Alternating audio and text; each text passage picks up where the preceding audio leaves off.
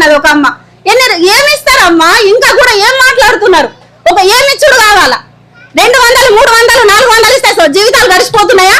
ఎందుకు అలవాటు పడుతుంది? 200, 300 అమ్ముడు పోతందుకు మనమేం కోళ్ళమా? దేనికి అమ్ముడు పోకూడదు? దేనికి? మనం మనుషులమే కదా, కాళ్ళు చేతులు లేవా?